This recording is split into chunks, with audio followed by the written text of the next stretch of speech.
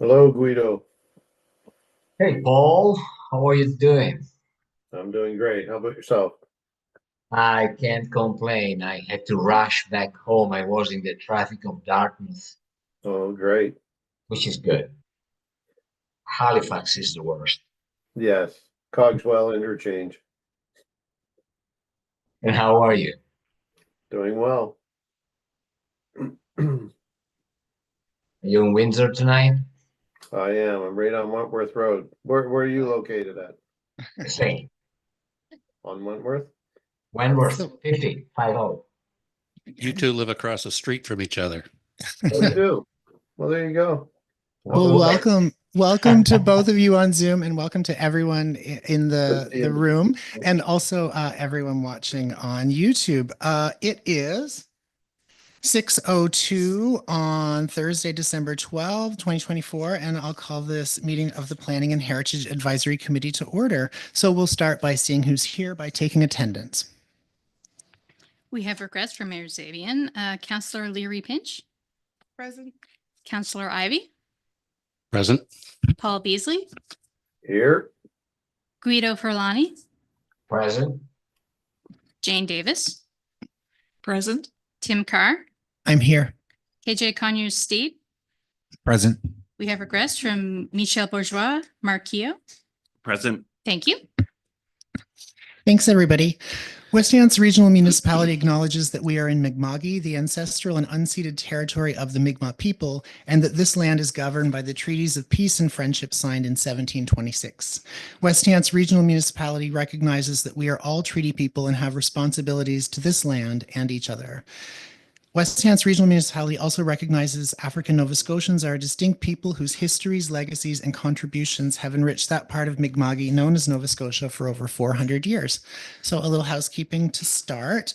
When you speak into your microphone, you're reminded to get nice and close. People tell me that all the time with microphones. So we're being recorded, so we discourage anyone from filming or recording in this room because there's a live and a taped version of this available in future. And if there's an emergency, the exit is there. There's also one on this side. And I'll make sure we all get out. If maybe Alex, you want to check the building for others, just to make sure that it's empty in that case. I have a couple of quick announcements before we start. I want to say a huge congratulations to the team of volunteers with the Christmas Angels this year. They had a record-breaking year, and it was a true display of Hants County generosity. I know, Jim, you were there all day, and you got to witness it, and it was really a lovely thing. So we should be really proud of our neighbors for what they've done. Also, Festoon Hansport was a great success. Special thanks to the Hansport Volunteer Fire Department for their tremendous support over the 4 years that we've had this community event, and also Councillors Bob Morton and Councillor Paul Morton. Additionally, I want to thank the approximately 50 people who were just asked to do something, and they all did it and made Festoon happen. So there's no committee and no budget. It's just a community event, a celebration of that. So congrats to them. Also, before we start, so this is my second time with this group as chair. I was chair last year. And my position, and I was talking to Mark about this earlier, we all sit around and talk about things. And my role is really just, I guess, to guide the meeting and to have, in many instances, less opinion, or to express less opinion, or to do my best not to. So I thought what I would do instead is tell you just a tiny little bit about me so that when we're sitting around this table having a discussion, we all kind of have a sense of how we feel about different things that we talk about, but I don't, or do my best to not let on. So maybe this will sum things up for you. So I am an infrastructure nerd, especially when it comes to improving infrastructure. I'm not opposed to development. I guess people would describe me as a YIMBY instead of a NIMBY. I'm a yes in my backyard type of person. And I'm not bothered by most change. But the most important thing I think to know is that I love people, everyone I've met and everyone I haven't. But the thing that's sticking with me since our meeting last month is Will's presentation, because he mentioned a number that I just want to remind everyone of. It was 4 out of 10 people in our region are housing insecure. So that's slightly over 40% of the people in West Hants are feeling pressure or strain with their housing situation. And it was a wonderful presentation. I haven't stopped thinking about that number since, and particularly in our in this town and in a neighboring town in the next county, two people lost their lives, died overnight with no roof over their heads. And it's because of things like that that I take the work that we all do here very seriously. So that's a little bit about me.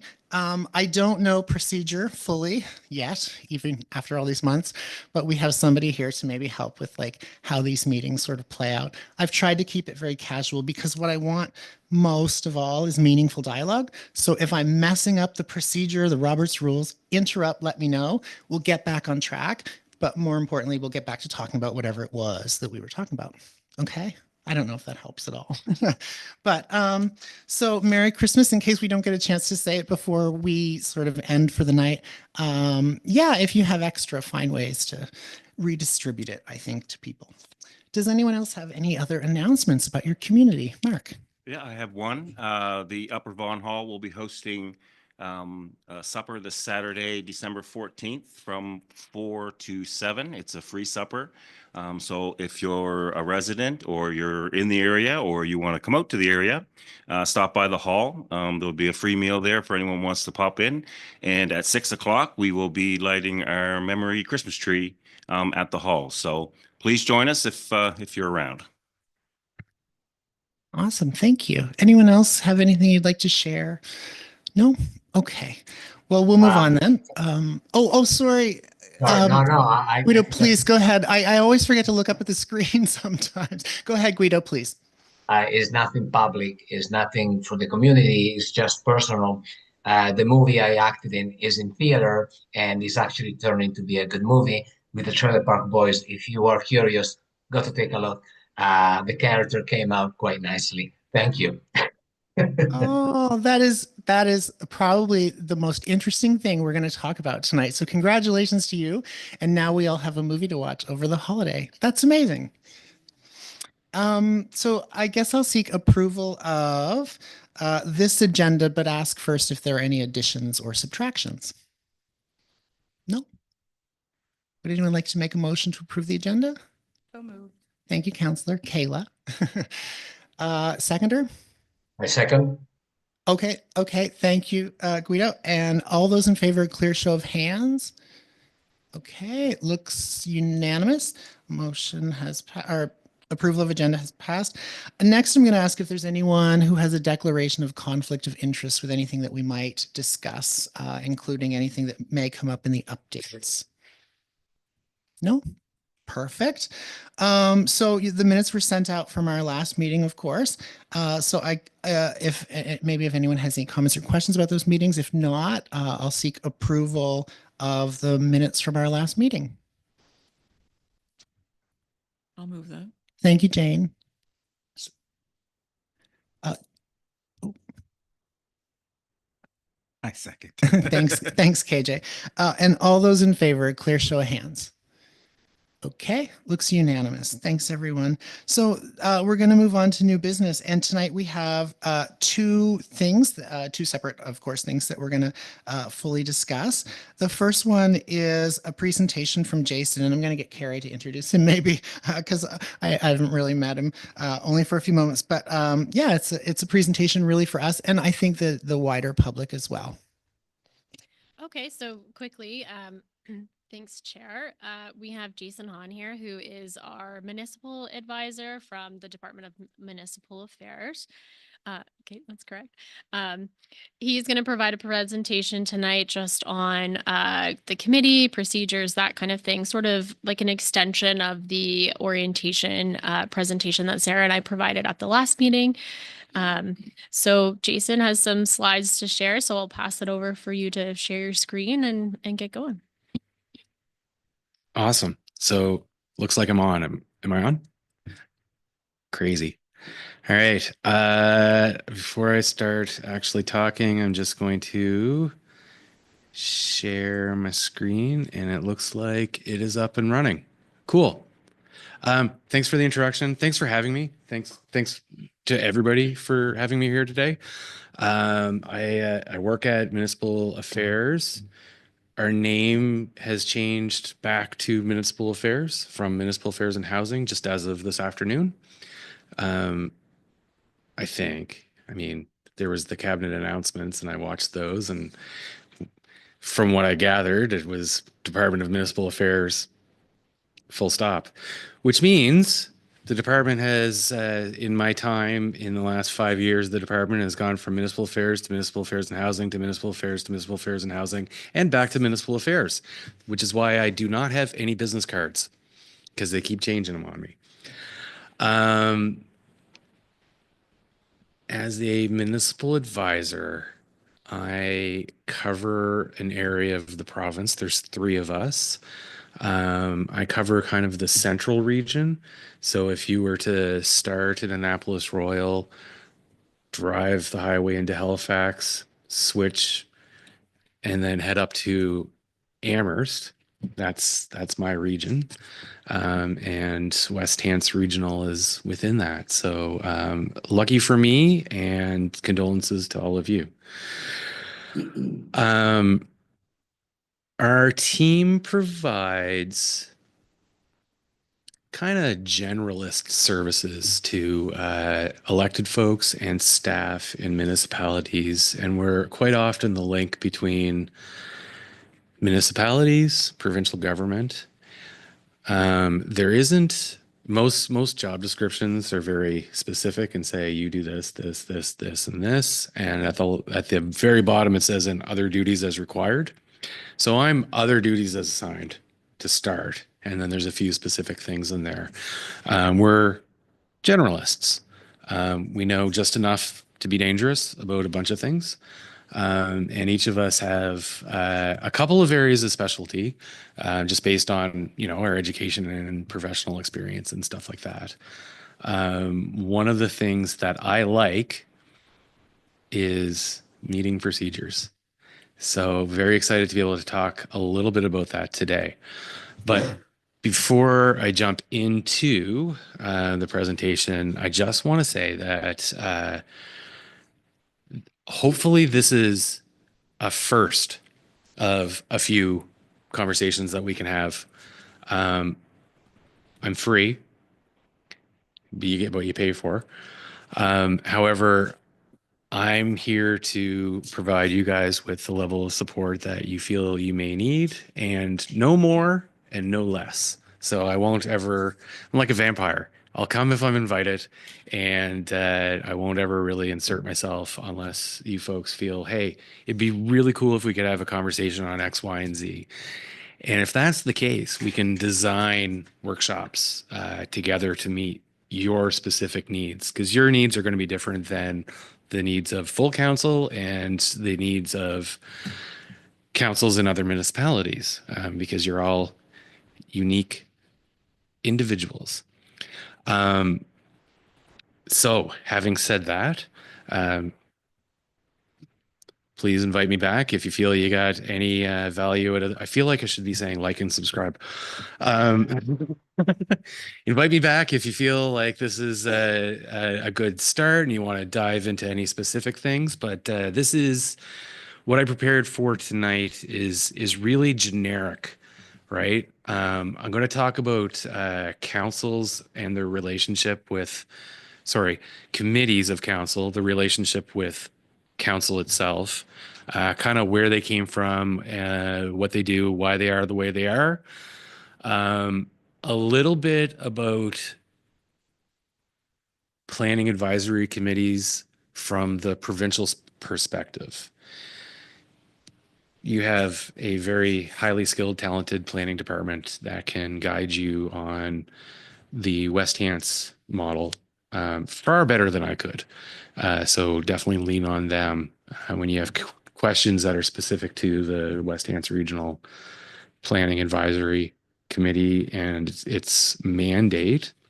And then a little bit about meeting procedures. And when I say a little bit, I really mean a little bit and pretty high level, because I'm not entirely sure what the things that you folks are interested in talking about and what you're not interested in talking about. And that can be something, like I said, down the road. So just a generic start, get the ball rolling.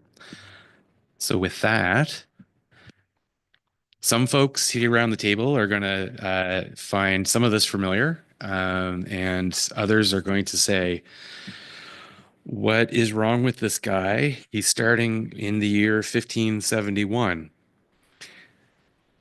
Committees are old. So for almost as long as there's been deliberative bodies that are making decisions, large groups of people, there's almost been committees the whole way. So if we go back to 1571, because we all love going back to the 16th century, it's the first recorded appointment of a select committee.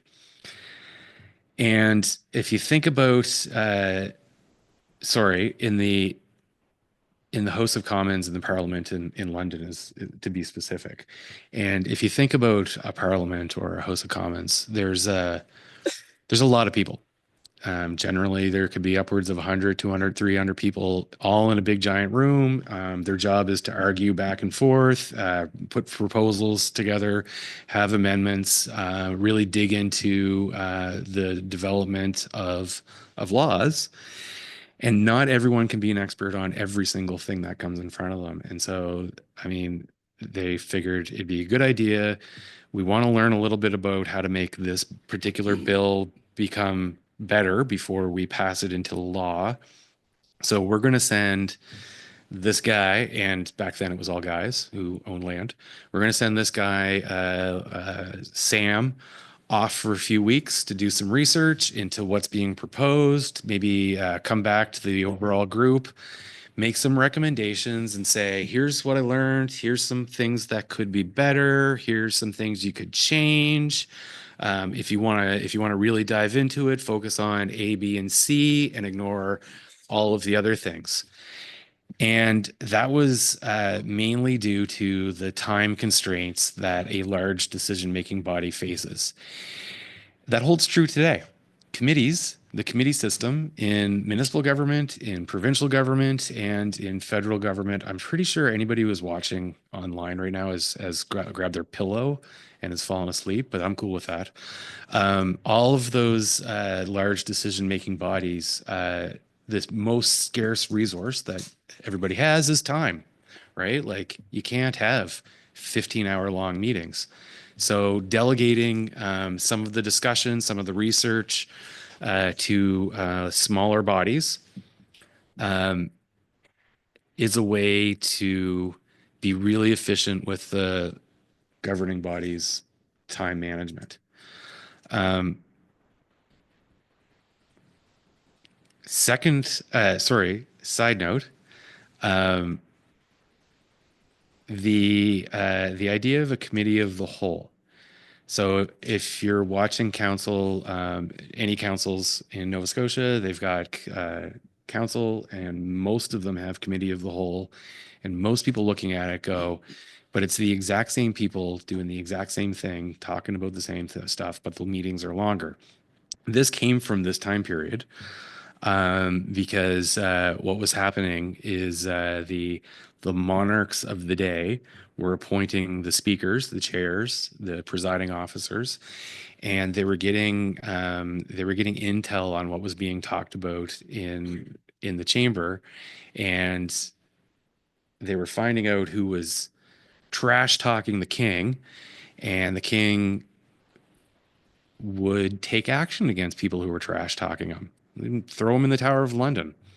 And the members of the time were like, well, we can't trust the speaker because he keeps ratting us out. And they came up with an idea using the committee system. They formed a committee that included every single person in the House except for the speaker.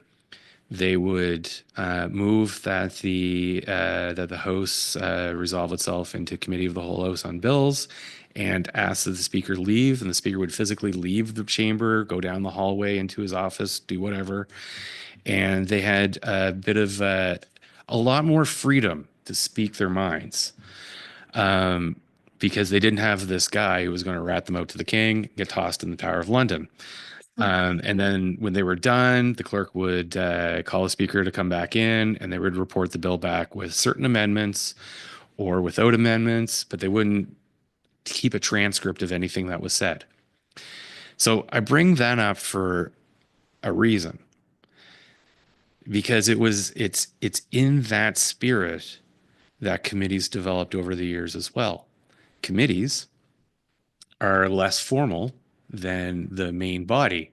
And that comes out of this tradition, a little bit more freedom of speech, a little bit more ability to set some of the formal rules aside for a little bit, and just have better discussions.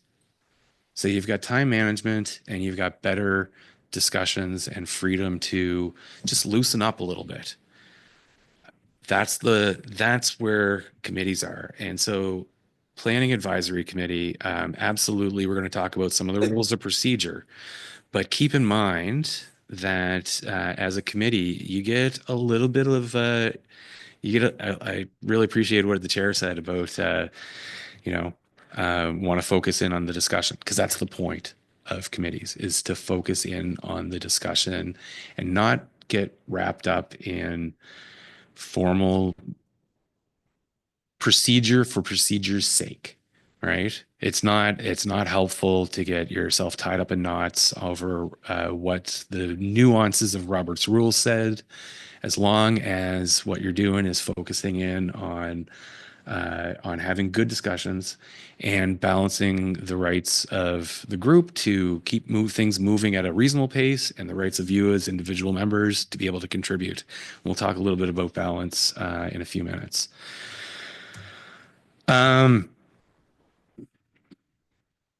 So committees are informally described as creatures of the assembly. And that means that the main governing body gets to set the rules of composition and how they're structured, what the topics are that they focus in on. And this is embedded in the Municipal Government Act. So the Municipal Government Act is the main framework that sets up how municipal government is structured in Nova Scotia. And the MGA gives councils authority. It delegates the authority to council to create policies that can create committees, that can confer powers and duties onto them, that can assign them topics and set them off to do work. So that is right in there in the MGA if anyone's looking for where the legal authority in Nova Scotia in 2024 is, and we're not talking about the 16th century anymore. You can find it in there at 23(1)(c) is the quote on the slide, but it's in around 23s. Now, generally speaking, because committees are creatures of the main assembly, their job is to make recommendations and not decisions. Goes back to that informal nature, goes back to that delegation of how we manage time. I say that, but I do want to highlight that there are exceptions. So the MGA does give some delegated powers to specific committees on specific items to be able to make decisions. So should stop hitting the table. So you need to be careful in understanding when, where, why, what you're doing. Are you making recommendations? Do you have a delegated power to make a decision in a certain circumstance? And it's all circumstance specific. So my advice is always to assume that your committee makes recommendations, unless you find something specific somewhere that says that you make decisions. And this is where staff are extremely important, because they will 99.99999% of the time say, hey, look, in this instance, this is a decision for a committee. So right, big yellow flag here, you're going to have to make a decision. But if they don't, you can safely assume that your job as a committee is to make recommendations back to full council. I didn't say it, but if at any point anybody wants to interrupt me, please do ask questions. If you feel that what I'm saying is wildly off the mark, interject and say, hey, I heard this, and you're saying the exact opposite. What the heck is going on? And I'm more than happy to veer off on tangents. Too happy to move into tangents. So I guess just be careful. And if anybody notices the folks online want to jump in, let me know. And if you're online and you want to jump in, I may not see you because the teeny tiny window is smaller than what my eyes can handle. So maybe just come off mute and say, hey, hey, hey, hey, stop for a sec. So with that, the MGA references 3 types of committees. They're called standing committees, special committees, and advisory committees. Essentially, they're all just committees, again, that make recommendations back to council. There's also joint committees. Councilors provide representation on external committees. There are provincially mandated committees that you have no choice in forming, things like an audit committee, police committee, accessibility committee. Every other committee that the council comes up with is within their purview to choose to do or not do.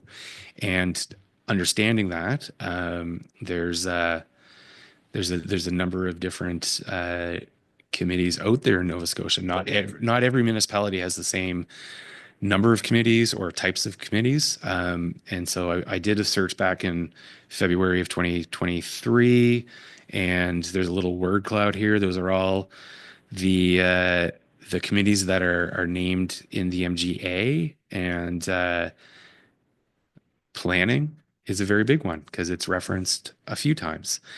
Certainly not as often as intermunicipal or accessibility, advisory, or audit. And this is just to give you folks an idea of what is out there in the world of towns. There's 49 municipalities out there. I only wanted to search the towns because there's only so many hours in a day. But this is just a nice little taste as to what kind of committees are out there in different jurisdictions. So committee rules. Committees, like we talked about, are creatures of council, and they operate for the most part. Quick side, you'll probably catch fairly quickly that everything that I say comes with a qualification for the most part, or in most cases, because there's always exceptions. But for the most part, they operate within the same framework as meetings of full council. So folks who are on council would be very familiar with things like the Municipal Conflict of Interest Act, the requirements to meet in public, the exceptions under Section 22 that allow council to go into closed session. These extend out into committees in general.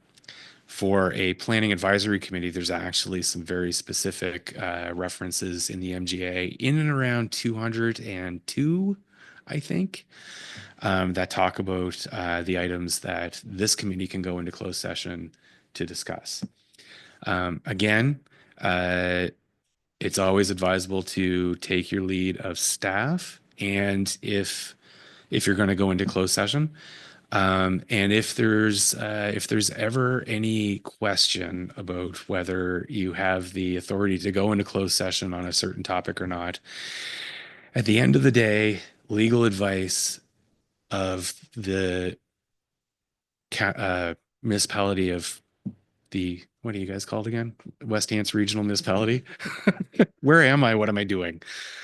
West Hants Legal Counsel is the final sort of place where you can get the opinion as to whether you're in the bounds of the MGA or not. Professional lawyers give professional legal advice, and everybody else is an armchair quarterback. Again, unless it states otherwise, all committees will operate in accordance with the procedures provided by a combination of what's in the MGA and council's procedural policies. And there is a prohibition in the MGA that applies to committees and members of committees on directing employees where a chief administrative officer has been appointed. So this goes back to a general conversation that we have at the council level early and ongoing on the governance model with the CAO, and that council as a group decision-making body is there to direct the CAO, and that comes to committees as well.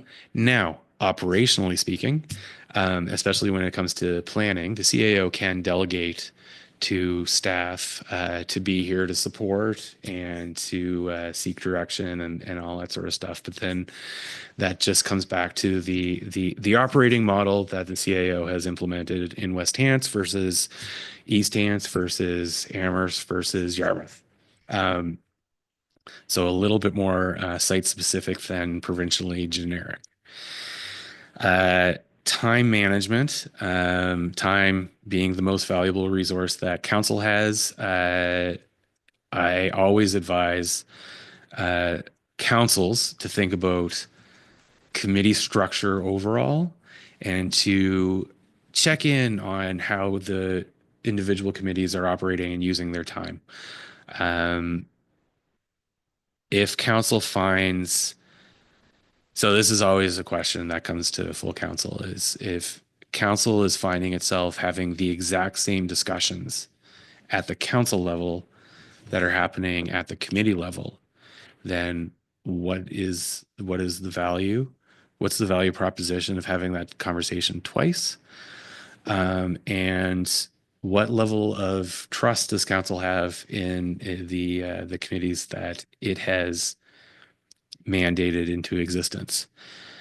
Most well-run meetings spend considerable time on committee reports and recommendations because that's where the in-depth discussions happen, and that's where councils can direct a few pointed questions, and then having had those addressed, can move on to decision making and moving into actionable things for staff. So this is mostly aimed at council and maybe not a committee, but just to reiterate that you folks here in this particular committee if you want to use it, you have the ability to have a greater freedom of discussion because you're very narrow in your mandate to talk about planning things and not all of the things that come to council. You have more time to research subjects. You have more time to dive into the information, ask questions, have debates in the mandate of planning. You don't need to stick to the most formal of meeting procedures here.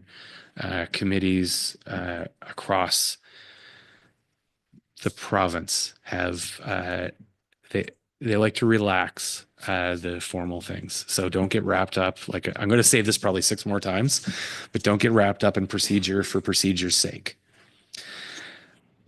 You can also leverage experts in the public in a way that council really can't, because council gets crammed. Have you seen council agendas recently? They get crammed with agendas that are pages and pages long.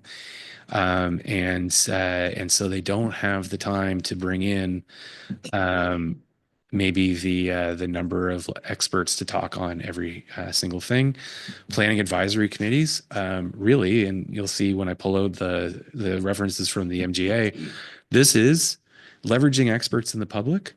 That is the beauty of planning advisory committees is that you have planning staff. You're in the palm of your hand, and you can leverage the public too. Yes. Sorry, can we go down like a rabbit hole for a quick second? I love rabbit holes so much. What I'm seeing is great on this screen. However, after 2 sessions, what I see on the screen really isn't articulated in the experience in committees. So from my questions for you then, this is great seeing it. So like how can committees create this type of governance culture that allows this opportunity to thrive? Because as I said before, I don't see that. So there's a saying, when you have a hammer, everything looks like a nail. My hammer is little training workshops, and educational discussions around how the committee can operate. So everything looks like that to me. And I would say, not knowing past practice of this particular committee, again, only so many hours in the day. I think that if you folks would like to explore something that would look along this model, bring me back. And we can have specific conversations. I can certainly sit in and watch, and maybe I see a hand raised. Watch and make some suggestions from the cheap seats back there. But this can be a first conversation in a bunch. Yes. Hey, Jason, great presentation so far. And also I appreciate KJ intervention right now, which prompts me to piggyback on that, saying, I mean, you understand that you can leverage the experts like you and anyone else expert in a specific field and the public. But what I've seen so far happening, and not at the fault of anyone, less than that, the staff, is that we received the agenda yesterday. Now, when you have 24 hours to read 122 pages, it's a miracle that you read through. Is beyond miracle that you can think of an action that involves the public for that meeting in case an action is needed. How do we close that gap? KJ, I don't know if I'm piggybacking on what you're saying, if you're even thinking the same thing, but that came to me as you were speaking. Thank you.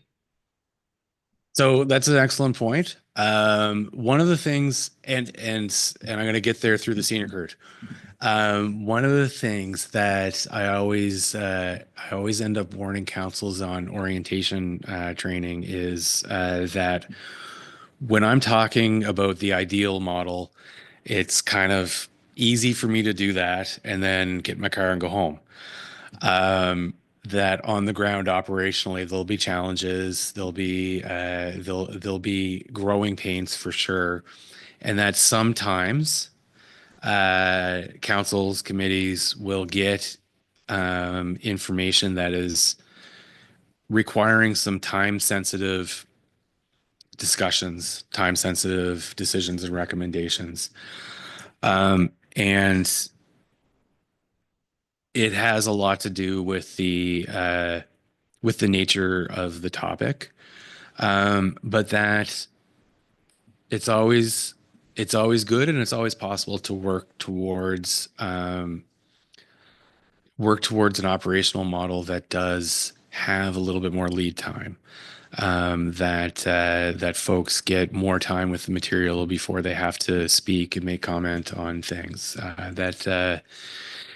that there may be ways that staff can present information that recognizes that everybody around here has lives outside of the committee table, and that need a chance to sit with an appropriate level of information to have a good discussion. And so I kind of went around the scenic route to say, just by raising that right now, I think is a good first step towards getting to the place where you want to be. So raising the things that you're finding challenging in a way that your colleagues around the table and staff can, they can take that in and go, okay, cool. I'm going to try to think of a different way maybe that we can approach and build on that. So again, everything, because I'm a walking hammer, looks like a nail to me. More conversations like this. Is it starting to sound like like I'm giving you politically diplomatic answers? Is it? Yeah.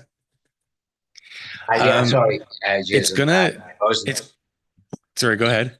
sorry. I didn't know if you were calling me back in or you were just making a generic statement. It was generic. I was making fun of myself. But also because I really do believe that it's these type of conversations that is the way that's going to move you forward. And there's no quick win. There's no quick answers to the hard conversations, because if there was, we would have already figured it out. Yeah. So I hope that was somewhat useful. And I'm going to transition into planning advisory committees from the provincial perspective. Again, as a person who looks at the province across all 49 municipalities and 21 villages, I rely on the MGA and generic things, and I'm a generalist, like I started with, and not very good at giving you specific advice until I learn it. So the place for me always to start is from the highest level, and that is the MGA. So the MGA gives the authority for councils to develop and establish a planning advisory committee. And the key sections are 200, 201, 202, and 203. So if you're to go on the Google machine and you type in Municipal Government Act Nova Scotia, it'll take you to the Nova Scotia legislature site, and you can click on it, scroll down. There's about 3 bazillion sections in there, but find your way to 200, 201, 202, and 3. And that will give you an idea of the authority that's granted to council to set the parameters for composition, purpose, duties, open meetings, remuneration. The MGA talks about some aspects of how they operate, but leaves it up to council to develop policies and procedures through either a policy of council or a bylaw of council. And that's where the real definition of what you folks in West Hants, what your operating model is versus Colchester. But at section 200, sub 4, I'm going to read this. It says that the purpose of a planning advisory committee or a joint planning advisory committee is to advise respecting the preparation or amendment of planning documents and respecting planning matters generally. So that comes back to the generic. You start it from the generic and you start getting slightly more specific. So it comes back to the generic development, role, function of a committee, and that is to provide recommendations or to provide advice to council through recommendations. Essentially, planning advisory committees act as a bridge between council's planning staff and the public. So if I were to draw a little Venn diagram, you'd have the public, you'd have the planning staff and the councils, and right in the middle would be you guys. And then I took a look at your own policy around here and pulled out this one because it really spoke to me. That the planning advisory, heritage advisory, the PACHAC, which is delightful to say, I love that you call it a PACHAC, will advise the council of the municipality on planning and heritage matters requiring a decision of council affecting the municipality. So there's a little bit more of a nuance there, right? So it's not, it isn't for the planning advisory committee, and I'm not saying that you do this, but to show up on a Thursday night and just brainstorm blue sky ideas. Your assignment from council has been to give them advice on matters requiring a decision of council that affects the municipality. And that includes the preparation and amendment of planning documents, but it's not limited to. Council gets to say, listen, we gotta make a decision. We want to hear from the planning advisory committee. Or council says, the MGA says that you need to, in this situation, be part of the process. So that's where you guys are. And before I jump into just parliamentary procedure and meeting procedure, this is me leaving planning advisory committees. I promised it would be generic, and it was super generic. Does anybody have any questions that you think I might be able to address at this point? before we talk about my favorite thing in the world, right behind chips and snacks. No? Yeah. Yeah. Oh, If we can go to the chips and the snacks thing, that'd be great. I know, right? But if you can just go back on the one slide there. I Yeah. just want to make sure that the correct decision goes. Yeah, so I mean, I find that the vast majority of what we're doing here, more than anything else, is typically on decisions related to planning applications that come through. So very functional in the interest of developers and the like, having to get processed through, and that the rules regarding or the structure around planning, we're very often hit with we're checking all the boxes, so this should go through. Versus the tail end of this, which is about the amendment of planning documents, which really gets to shaping what we would look to see the use of land like within the region that we're in. And that changes over time, which is the one aspect that, in fact, I recall for a presentation recently that, planning documents get changed based on circumstance, environment, social, economic, political reasons, that we don't see so much of that, and that the planning documents, as we know now, how old are they? Are we 15 years since the last? It's longer. 2008. Okay, so Yeah, I went 16 years. I went That- through the plan your planning site, and you're still using 9 different MPSs, 23 different municipal planning strategies at the same time. That's not But that you bad. are going through an exercise though to consolidate. We are. It occurs to me that because time doesn't stop for any of us, it continues to change. And as we know, since we came in 2020 and then COVID, and the world has turned upside down since then, things aren't the same at all. What was really well designed and drafted as planning documents back in 2008, the world's just moved right on through that. So I say that because it seems to me that the tail end of that is one of those things where the amendment and the changes and the adjustments to planning documents almost, rather becoming milestone-ish, that you do them every 10 years, that they become ongoing, that they adjust. You shouldn't be changing them every week or every year, but that they should be adjusting and think a little bit more than every 10 years as part of that process. Yeah. I don't know what your thoughts are on that, but we've seen it be kind of in this period where everything comes in based on rules that were designed 16 years ago. Right. So there's the challenge, I think. Yeah. Does anyone have any thoughts on that? They feel like sharing in front of a microphone and online? I don't mind as long as okay, perfect. Yep. So that's a great point, counselor. I think we've as staff have been very happy to move this plan review forward, and working on that has been a great joy in my life. That's not sarcastic. Hard to sound not sarcastic when you say that, but I do mean it.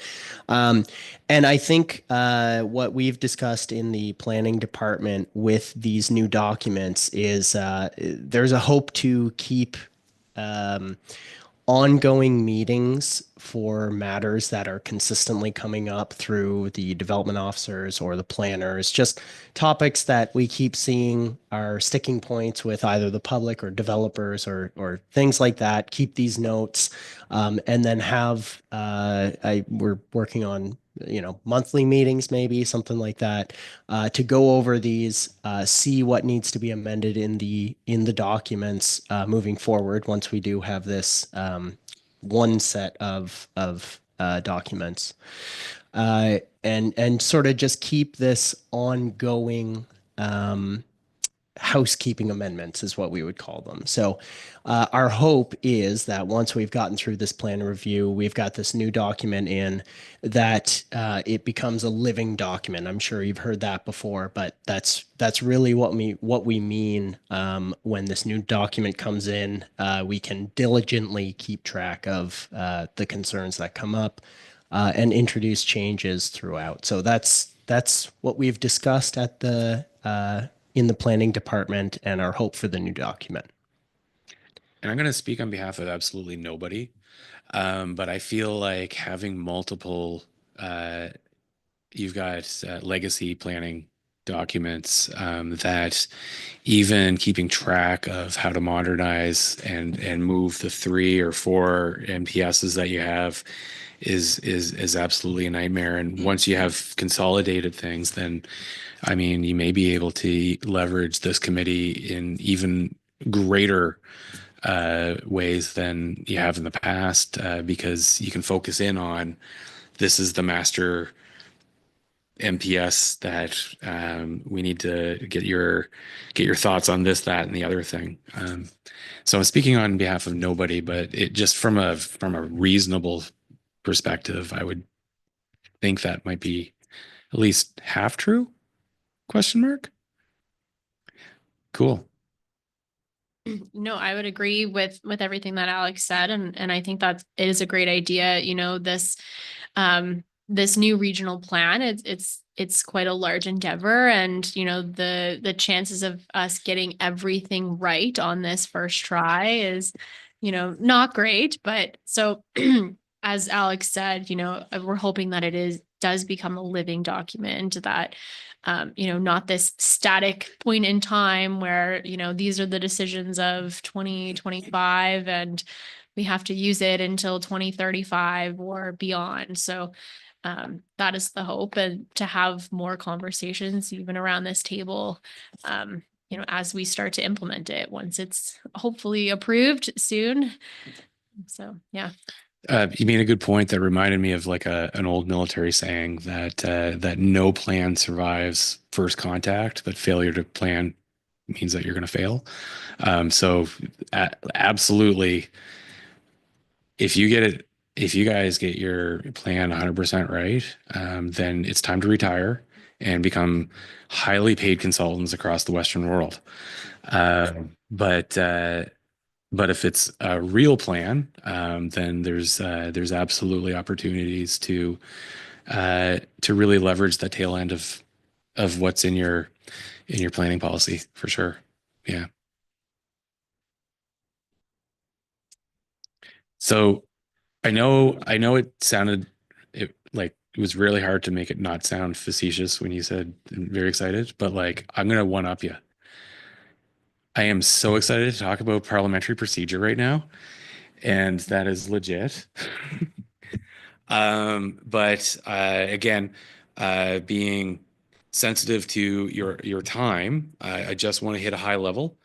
And if we want to have more in-depth conversations about certain aspects, have me back. I can talk forever about these things. And to the 2 or 3 people that have passed out while watching online at home, I am happy to help with your insomnia. So for me, set aside Robert's Rules of Order, Standard Code, set aside Borno's Rules of Order, set aside House of Commons this, provincial legislature that. The whole idea of meeting rules is balance. And the question is, how do you strike the right balance with a group of people that respects the right of the group to get stuff done and to move business forward, with the right of each of individual member to be able to contribute, to argue in favor, to argue against stuff, to disagree, to agree, but to not hold up progress. And that is the whole philosophy behind all of the meeting rules, is to set a couple of I say a couple, but Robert's Rules of Order is, I think, 197 pages long. So set more than a couple, but set a framework that starts from a place of balance, starts from a place that understands that the whole point is to get stuff done. And I want to go back to where I was when I first kicked into this presentation, and that is the rules are there to be invisible so that you, as contributing humans, can focus in on discussion, on debate, on agreeing and disagreeing with each other, and finding actionable results. the content is more important than the construct around it. What you guys are doing in a planning advisory committee is very important. We're in a different world than it was in 2008. We're in a different world than it was in 2019. And what planning advisory committees do, what they focus on, your content is really important, especially right now. And so if you don't take anything away from tonight other than this, don't focus on rules for the sake of focusing on rules. Just understand that there are rules and that they're there to provide some level of balance. And the balance that you strike here in this committee might be slightly different than where the council focuses and where the balance they find. It's definitely going to be different, slightly different than Kings County. It's going to be definitely slightly different than Lunenburg. It's going to be different than Cape Breton. You guys are going to find your own rhythm. You're going to find how each of your personalities integrate with each other's personalities. You're going to start, once you get comfortable with some of the structural rule things, you're gonna forget that there's rules, and you're gonna find a rhythm. It's just like learning an instrument or learning a sport. You focus in on some of the small things, practice, and then it becomes muscle memory. If you're playing hockey, you're not thinking about what the rules of hockey are. You're just trying to score. If you're in an orchestra, you're not trying to think about. I'm a drummer. When I'm performing, I'm not trying to think about what my fingers are doing. They're just doing the thing that I want them to do to make the sound happen. The key thing that you guys as committee members should be focusing on are motions. I like to say that motions are the engine that drive your meetings, because if you're not focusing in on emotion, you're just wasting time. So a motion is a proposal to do a thing or to take a position. They're formulated as I move that, and then the statement is put to the group. And what they do is they focus the discussion right off the get-go. So I move that we all buy coffee to go. Now you have a proposal in front of you. Now you can pick it apart. You can argue in favor of it. You can argue against it. You can change it. But at this point, when you have a motion in front of you, in order to change the motion, maybe you think it's a good idea, but you want coffee with oat milk instead of just regular dairy. In order to change that proposal, you need to use another motion to change it. So it's a motion to amend. If you think, you know what, coffee might be a good idea, but I just got to go check the heart monitor and see if I can withstand some more caffeine tonight. I need a little bit of a break. Then you can set aside the motion for a little bit. But you got to do that with another motion. So everything, you guys remember the ad? There's an app for that. For formal meetings, there's a motion for that.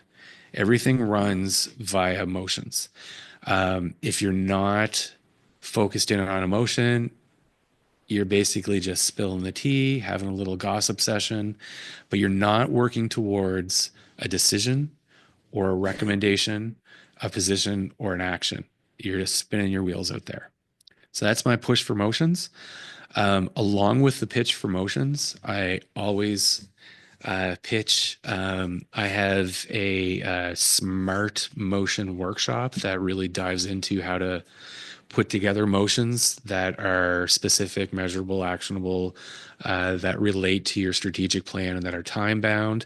And that on the flip side of that gives you a cheat sheet into how to ask good questions. When staff put a motion in front of you to consider, you'll have a cheat sheet that will ask very specific, very targeted questions. And it's not a gotcha exercise going through that. Staff actually get to participate and they'll know the questions you're going to ask anyways. But it really focuses in on designing good motions and analyzing good motions at a committee and council level. Because what you really want is clear, concise motions that all members understand what is up for consideration, that everybody is clear about what's being proposed, so that they understand what they're debating, what they're discussing, what they're asking questions about. And that will happen with a clear, concise motion. But on the flip side, staff need to know once there's a decision what the heck they need to do, right? And this happens more often than, and I'm not going to name names out there in the municipal world, but more often than I care to admit. I'll be in the gallery watching a discussion, and then you'll hear someone say, "Okay, so moved," and then everyone goes, "What was moved? We just said 16 different things." Or they'll come to a decision and they'll vote in favor and against, and the clerk is left going, "I have no idea what you guys just decided because nobody put a motion on the floor. And now I have to go back into the video and watch it 16 times and try to figure it out." And then staff come back 3 weeks later and go, "Remember that thing you told us to do? We did it." And everyone sitting around the table is like, "What are you talking about? We were asking for a big punch bowl of fruit juice, not coffees. Where did you get that from?" And it just comes from a couple of places. This is the way we always did it. We like to have brainstorming sessions and then come up with a motion, or a lot of it is, this is the way it's always been done. And so being clear, being specific, having a motion on the floor before debate and discussion happens will save a lot of time in the long run. And it may seem like overkill, but this is kind of the timing blocks. Oh, sorry, I just saw your hand now. I don't know how long it's been up there. It's perfect timing, Jason. I raise it right now. Probably I'm going to repeat something you said, but I think not being counsel, and some of us are not or never been, we are less confident and adept with the concept of motion, how to make it, what to make it, whatever. I think it could be useful, what you propose, a little workshop on the motions. Also, because as I am speaking about it, as I am saying the word motion, as an advisory committee, I feel already a conflict between advising but not telling, right? Which is what I'm also a professional life coach myself and certified and a trainer in that. So in coaching, we always ask questions, never tell. Now, in motions, you said something. So I personally need a little clarification about the motion brought forward by an advisory committee, which is different than a motion brought forward by council, which is a decising, a legislating group. Whatever you can say about that, and I think I would personally welcome a workshop on this specific item. Cool. That's a great question. And in a couple of seconds, I'm going to go through what the 6 steps to a motion are, using the parliamentary authorities. But the difference between deciding and advising really comes down to the way the motion is framed up. And having not looked at any, it's like I didn't do my homework. Having not looked at any motions that came out of this committee necessarily, generally from advisory standpoint, from a committee standpoint, the motion will be articulated something along the lines of, I move that the committee recommend to council that we buy everybody a coffee. So then the recommendation comes to council that the committee recommended that council buys everyone a coffee. And then they get to say, okay, we agree with the coffee purchase, or no, We want a big bowl of punch for the party. I don't know if that helps, but having the word recommend in there gives you the advisory position and still allows you to say, I move that. The committee recommends to Council X. Sure. Thank you. Sure. Next. Paul, you Jason, got your question hand? here. Yeah. Your slide says timing is everything. Can you talk about notice of motion and timing? I can. So there are different requirements for different things that require different notices of motion. But generally speaking, their notices of motion would be when, say, a member says at a future meeting, I am going to move the following. And it is super context specific as to what kind of notice is required. But I'm going to take that as a note, as something that this committee might be interested in is notice of motion, and when, where, why, and how. And maybe I can come back in the future with some more specific examples that would apply to this committee as opposed to councils or, societies or boards of directors kind of thing. Is that fair? Cool. Thanks. And great little transition into timing is everything. Quite often when assemblies and committees and boards have staff, there's going to be a presentation period from a staff member. Remember that staff members are not voting members. Again, this is all generically speaking. Staff members are not voting members, so they're not debating members. They're here to support the committee. They're here to support the council as a whole, and no specific councillor or committee member in particular. So I've got these 4 blocks here, and they're structured in a way that allows clarity between asking questions and looking for information versus discussion and debate with members. And it has the added benefit of relieving staff from getting tied into a debate that could make them put in an awkward position of agreeing or disagreeing with a member on what their opinion on a thing is. So bear with me a second.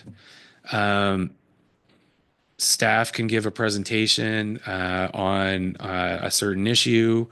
They'll likely have a recommended path forward, which may or may not include a recommended motion, which may or may not include alternative options that the committee can take. But they'll walk you through the data, the measurements, the evidence, what kind of analysis that they did in order to come to a certain conclusion. This is the time to ask lots and lots of questions to answer anything that might be standing in your head, to get more familiar with the material, to be able to start forming the opinion that you're going to vote for, against, argue with your colleagues about. This is an information gathering period. And then the bright line that happens between I'm asking questions for information to I'm sort of going to pursue an opinion, and I'm going to try to persuade you to vote in favor of the thing that I think is good, or I'm going to tell you that I disagree with your thought. That's the moment that the motion is put forward. So I move that. Now you have a motion on the floor.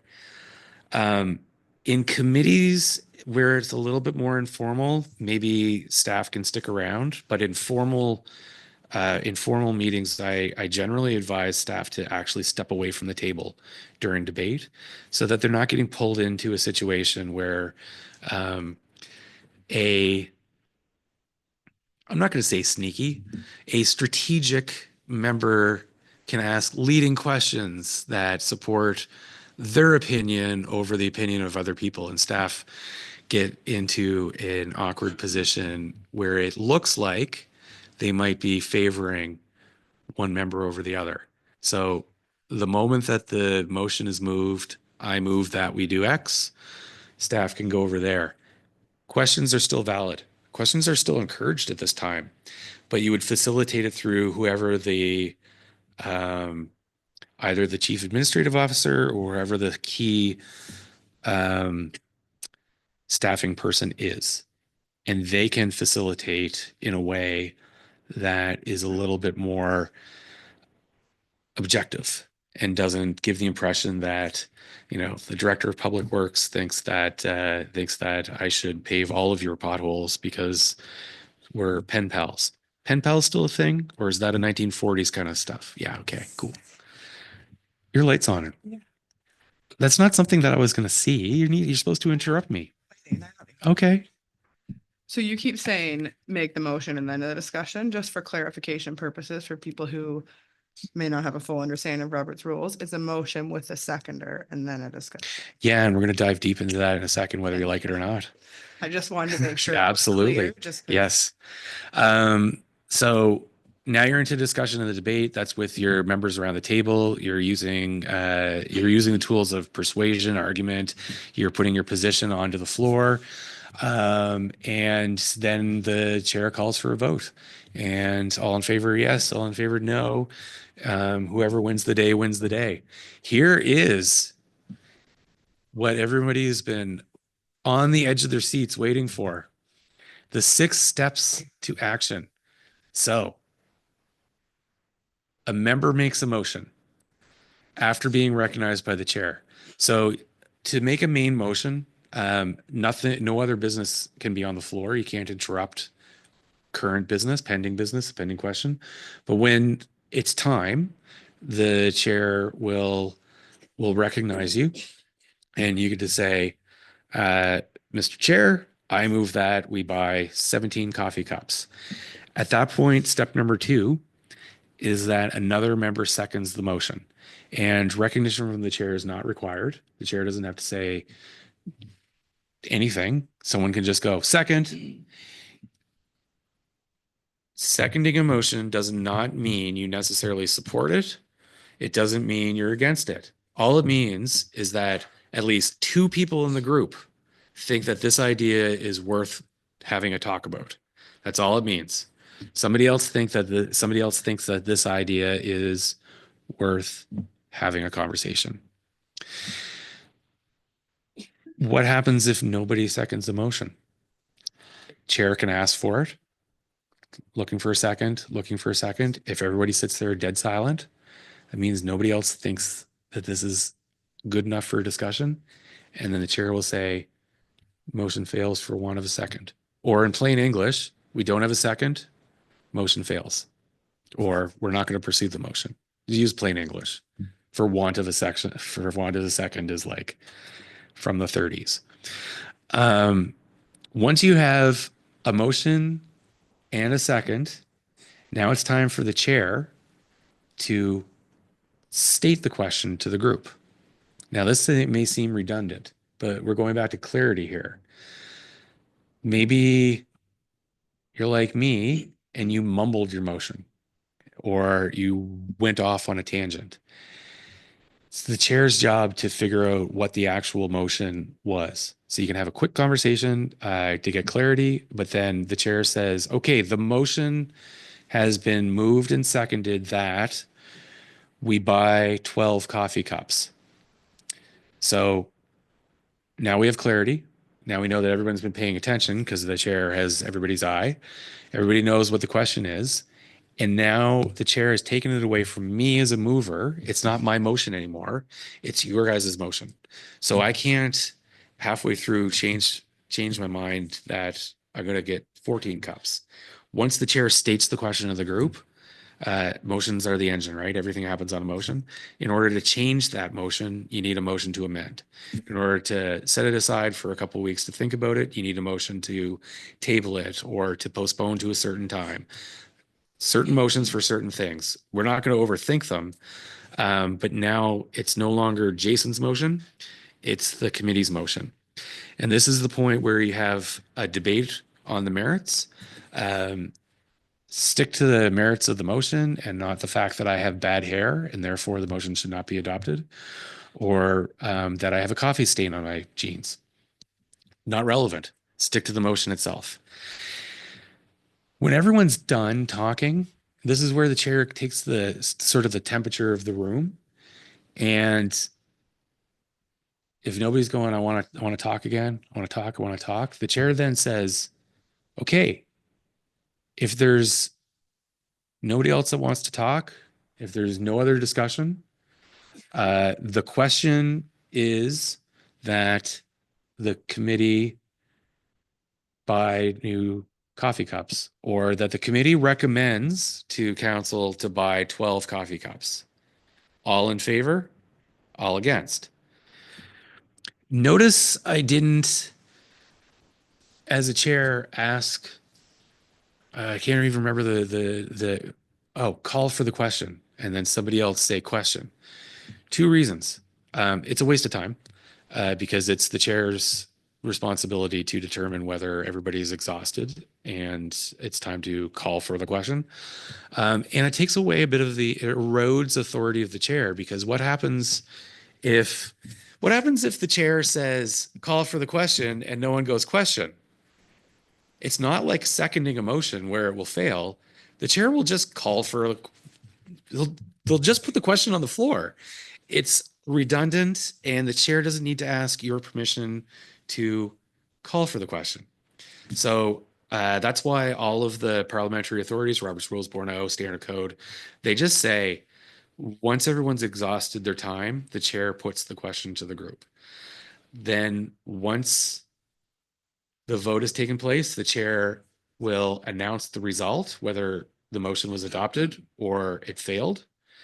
And this is good for clarity again. The chair will say what it means by passing. So all in favor, yay. All in favor, no. Okay. Those in favor, one. That means that the motion has been adopted, and we will recommend to council to buy 12 coffee cups. And you've got this whole loop of clarity. So you started out getting clarity on a motion. The chair re-clarified what's at stake, what's getting argued. There was a vote, all in favor, all against, and then the chair said, okay, because this motion passed, we will do this. Or because this motion failed, we're not going to do this thing. And then you move on to the next item of business. And I want to stop here for a second and just ask to you guys, in the interest of, I just said clarity 73 times. Was that fairly clear? I have a question for you, Jason. Excellent. Yeah. Thank you. I knew you'd be excited. Yeah. Is the chair able to call the question if there's still debate happening? Because I see often the chair say, I'll give you one more. And the person may have 5 more things they want to talk about. So I'm just curious if they can just end debate, even though there's more to be had. So I'm gonna come about this in like 3 different ways. In the formal assembly, where the rules are a little bit more formal, generally speaking, there's a procedural policy that says that each member has the right to speak on any question up to 5 minutes. It's the chair's job to enforce that. In committee, there's no limit on how long members can speak. So the chair can't unilaterally shut people down in committee if you're using Robert's rules, Borno's rules, all those things. The chair can't unilaterally, but the committee can. And the committee does this not by calling out question and the chair going, oh, someone just called question, let's have a vote. I'm sorry, I rolled away from the microphone there. there's a motion called the previous question. And if a member is going on and on and on, and you've heard the same point 7 times now, and you can tell that everyone's getting a little antsy. I'm surprised no one has called the previous question on me yet. I just looked at the clock, but everyone's getting a little antsy. It's getting a little late in the day. A member can move, gets recognized by the chair, moves what's called the previous question. And it's a motion. And it's non-debatable, but it requires a 2/3 majority to pass, because now I'm cutting off your right to speak at length. But if 2/3 of the members present and voting also would like you to maybe move on to something else, then that's the will of the group. And if it passes with a 2/3 majority, then it moves immediately to the vote on the main motion. All in favor, all against, here's what we'll do with it. Next item of business. So that's a tool that members can use to make sure that the balance between the rights to individually contribute are balanced with the rights of the group to keep things moving along. Does anybody feel like they want to move the previous question on me yet? I won't be offended. Oh, we got a question up there. Thank you, Paul. Yes, it's a question, not raising my hand to call previous question. It's okay. I won't be offended.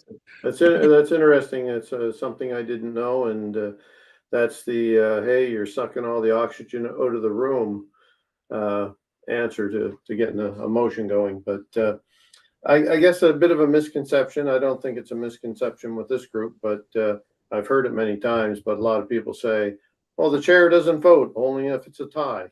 Can you speak to that? So in the Municipal Government Act, it says that all members will vote on all items. Now,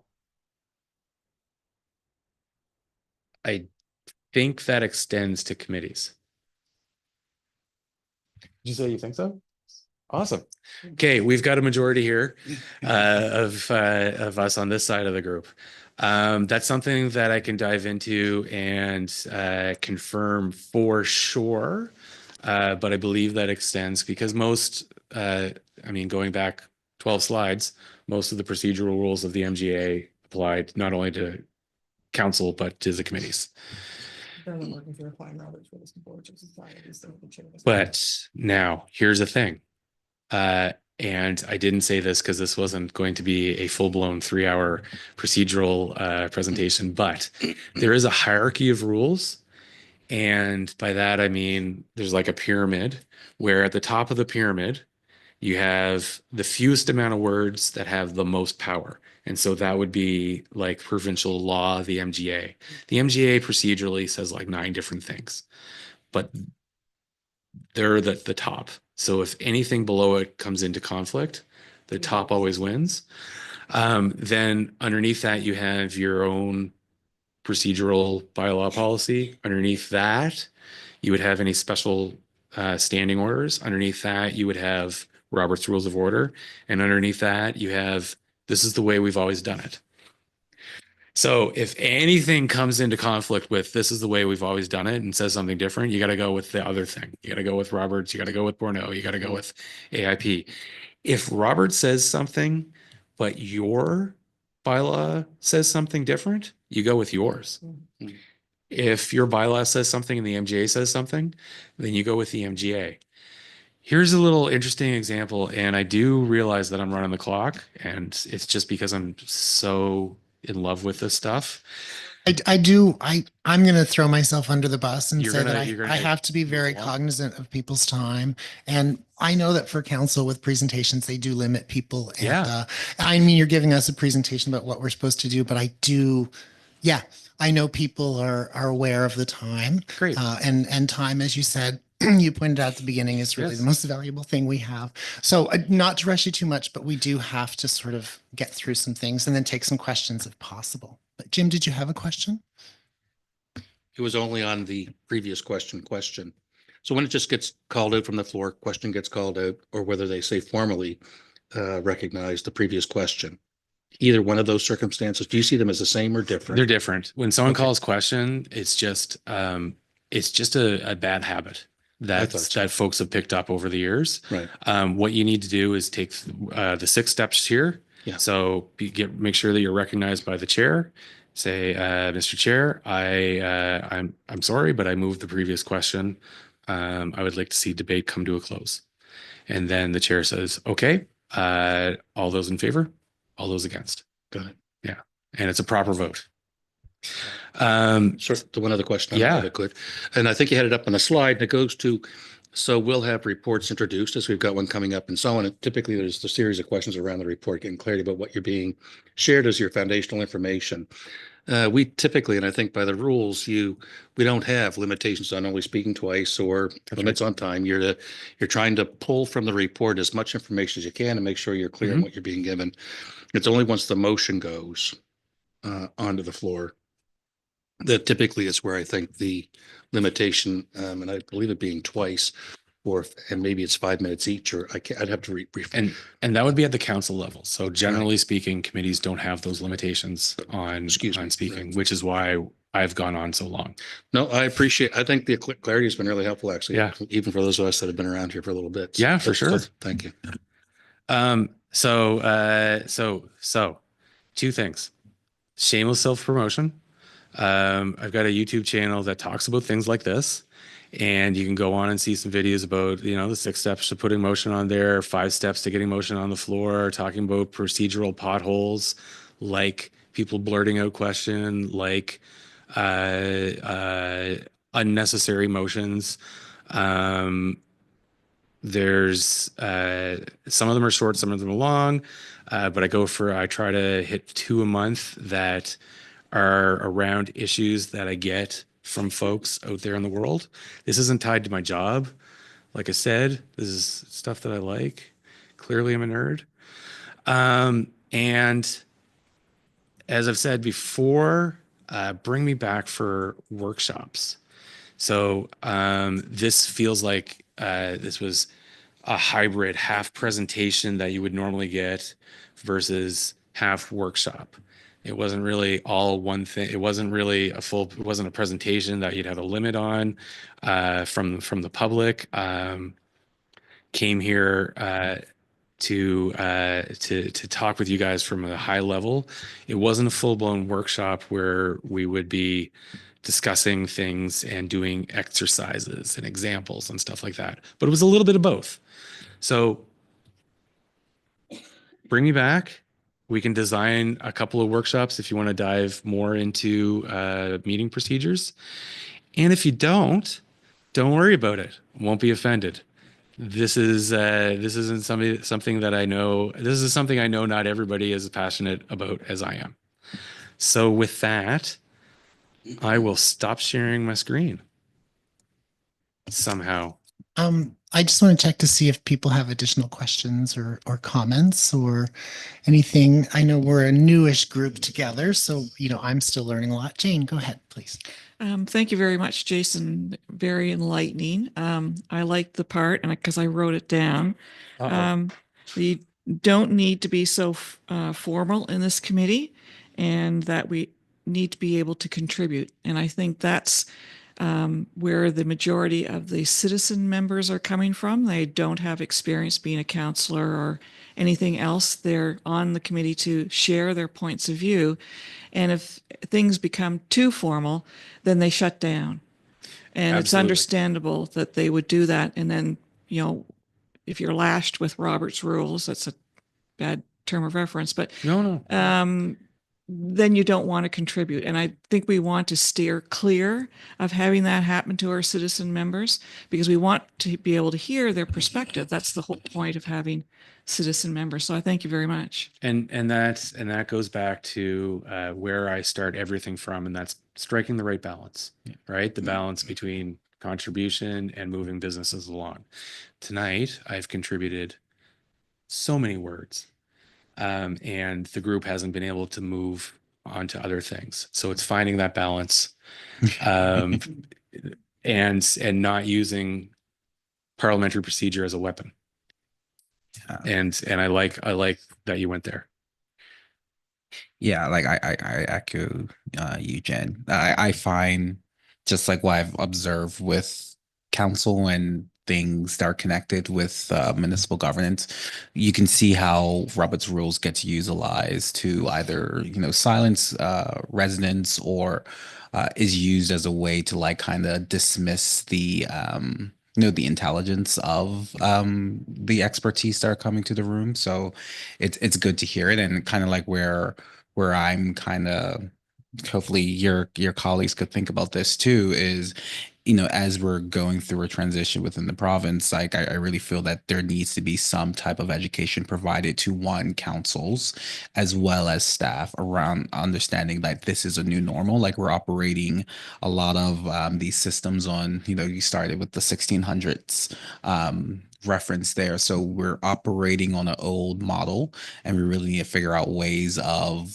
bringing governance into the modern century. Because right now we're basically creating walls, keeping people out of the conversation. Yeah, and thank you for that. Guido has a question. Go ahead, Guido.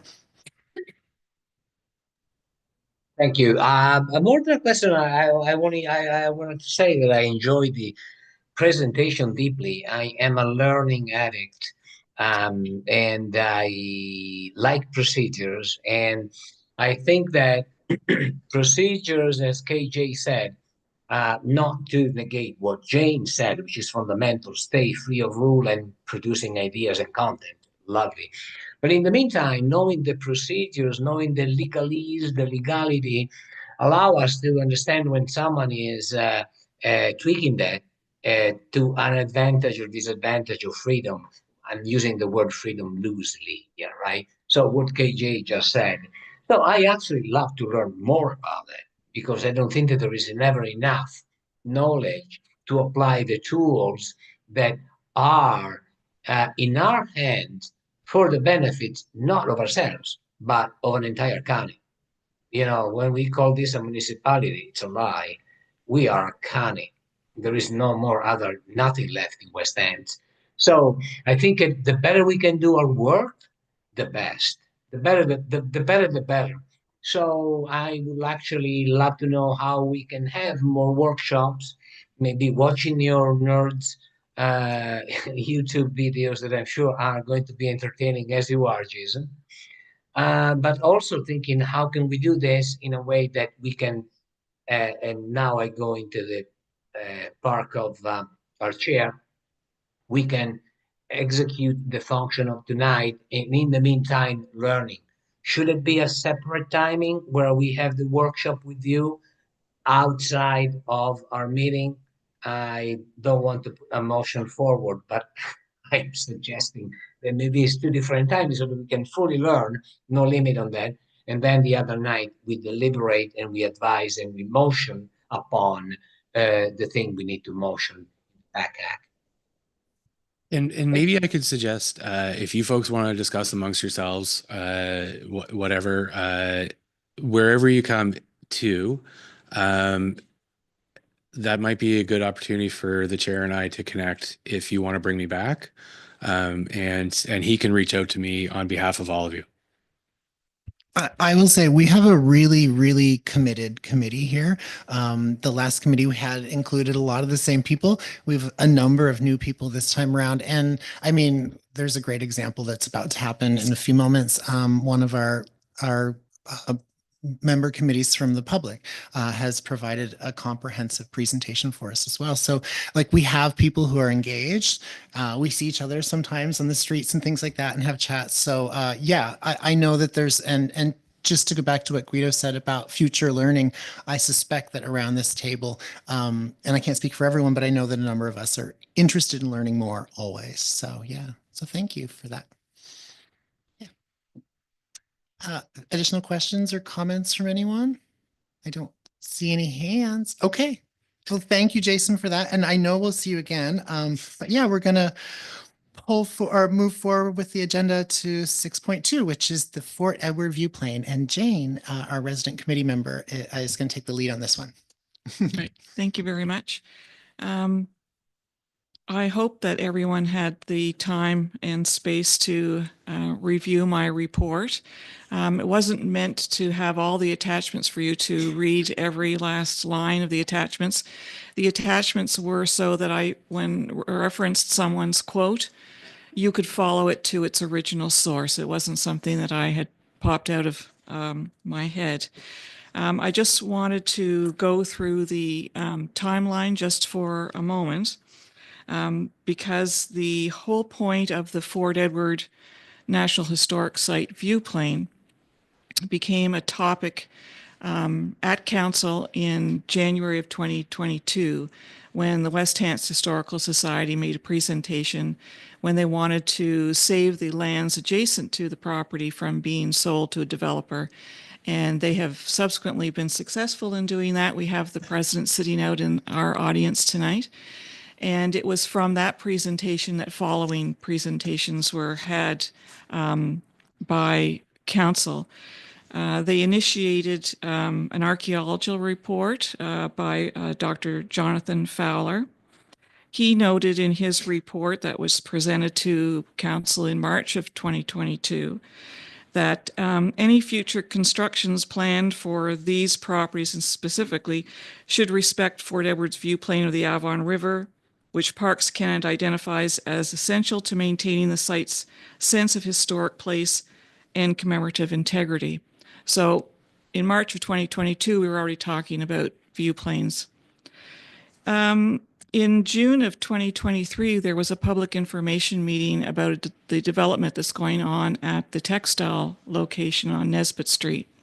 And that was initially to change the zoning to allow commercial and residential development, and also to look at the as of right height for development from what was current 3 stories to what they wanted was 8. And initially,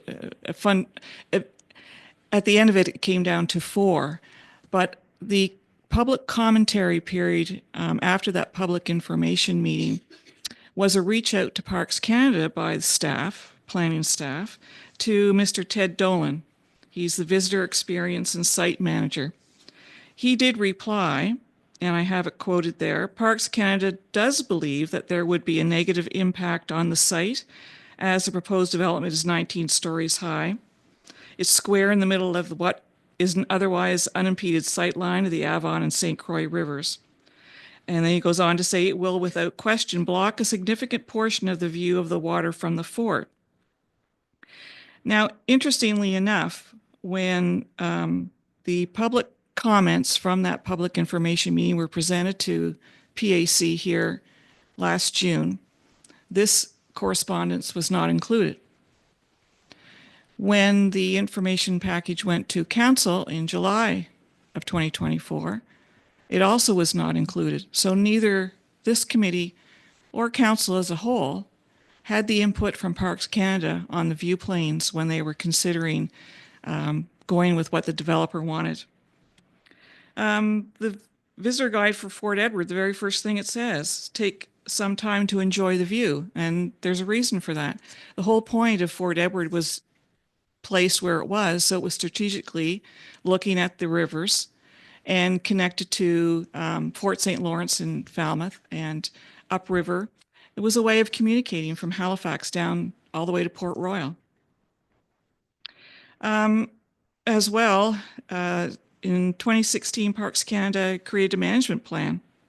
And the key objective was defined as visitor opportunities to enhance the Fort Edward view planes and ground as offered. So Parks Canada is very well aware of what the view planes, their impact is. Because the West Hants Historical Society were making this pitch to council at the time, they contacted the Heritage Trust of Nova Scotia. The president at the time, Sandra Bars, replied, and that correspondence was included. And she says that Parks Canada Commemorative Integrity Statement classifies the historic place view planes as level 1 cultural resource that symbolize or represent Fort Edward's national significance. So I'm just going to sum up. I'm not going to go through my the discussion points, because I think they're fairly evident. But I think we can all agree that the Fort Edward National Historic Site is a critical landmark and an essential part of our municipality's identity and heritage. It represents our history and peoples that shaped our community, as well as drawing visitors from near and far, contributing to our local economy. The surrounding sightlines and vistas are critical to the historical context, aesthetic value, and visitor experience. As members of the Heritage Advisory Committee, we should be entrusted with the responsibility to advocate to honor and preserve our past, ensuring its continued appreciation and visibility. Safeguarding historic view planes is an investment in our future, maintaining a strong connection to our history and sense of place. Amending the municipal planning strategy to protect these view planes help preserve our cultural heritage and support sustainable tourism, amongst many other things. I believe that in 2024, we are much more sensitive to cultural and historical significance and preservation, tourism and its economic benefits, what represents our identity and heritage, and educational opportunities of unobstructed vistas that create value and understanding of a site's history. I'm not surprised with the response of the planning department, as this is the answer each and every time I've raised the question about the Fort Edward view planes. However, Council has set a precedent in creating a policy for setback distances for wind turbines, where none existed in the municipal planning strategy. Council wasn't waiting for the plan review for suggestions. Instead, they took the step necessary to create a new policy. Council has just such an opportunity now with the Fort Edward National Historic Site view planes. While the noted amendments to the Windsor MPS are for a thorough and thoughtful discussion, it's my hope that this committee will advocate for the protection and preservation of the Fort Edward view planes. So that's where I'd like to begin, is to be able to have a discussion amongst this committee. Thank you. Thank you so much, Jane. I'm a map nerd, so I actually really loved all the maps and all the photographs and information in the package. Yeah, this is I think everyone is keen on having this discussion. So I'm just going to throw it out to the floor. We'll take some comments or questions from anyone who's interested in commenting. Mark, you want to go ahead? Much like you, Tim, I thoroughly enjoyed all the reading as well. I'm a bit of a history nerd myself, and Windsor is very, very rich with history. So I just wanted to comment on this. Right off the top, I fully support the sight lines and what Jane's proposing here. But sometimes you have to step back from your community to kind of see a different perspective of things. And I myself spent a lot of time in Ontario. So I'm in a lot of the urban centers all throughout Ontario. And there are cities and towns that have taken the steps to protect their identities and their culture and their history. And when you're in those towns and cities, examples would be like Niagara-on-the-Lake with their Niagara Reach or their wine and the farming and the agriculture. It's all through there.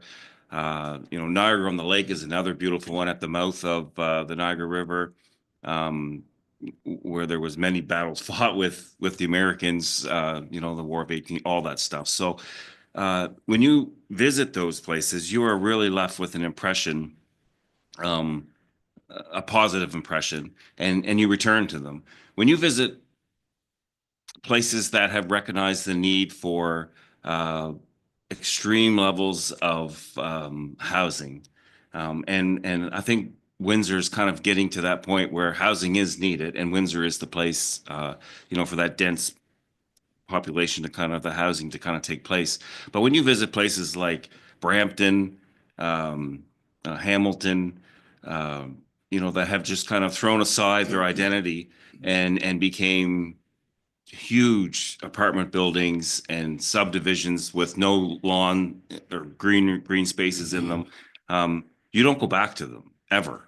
They've lost their identity, and they're just not happy places to be. So I think Windsor's at a point where we still have to start making some decisions. What do we want to be? We do have space for those types of developments, And I think we can have both. I don't think we need these types of developments that are going to impede on such a rich heritage that we have here in the town. So I think it should be protected, and we can pursue the housing in different ways. So that's all I wanted to say on that. And again, I would fully support that sightline from the Fort Edward Hill, something very unique that we have here in the province, and it should be protected.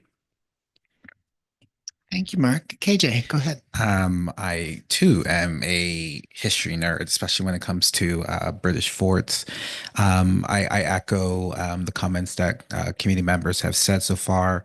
The different thing that I would like to put into play is I think we need to start having larger conversations around where we want to go when it comes to the culture and heritage significance of our town and our region as a whole, and how it has played a role in, the development of this country.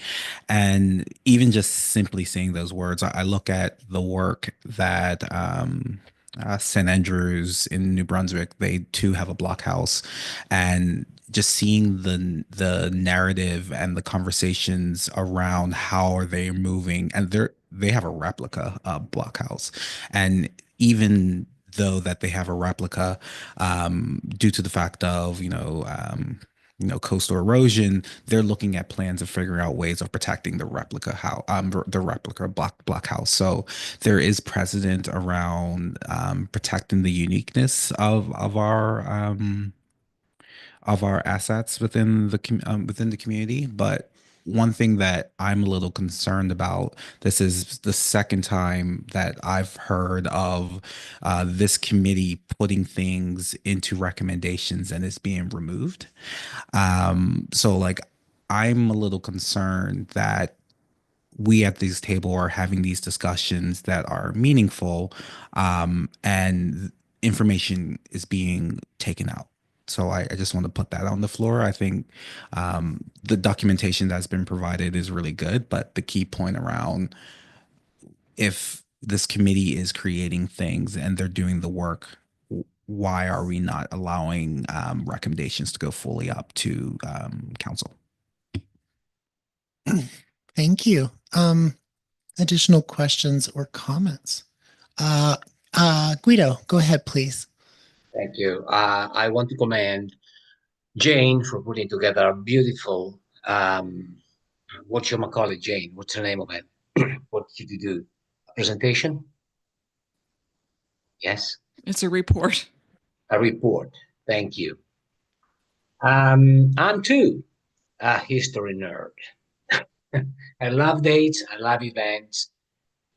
What I am seeing is actually Windsor dedicating an entire week to a reenactment. I didn't share with you, but I've been elected to the ACTRA board of 2025-2026. So I am a board of director member of the Union of Actors. So it'd be extremely easy with the quantity and the amazing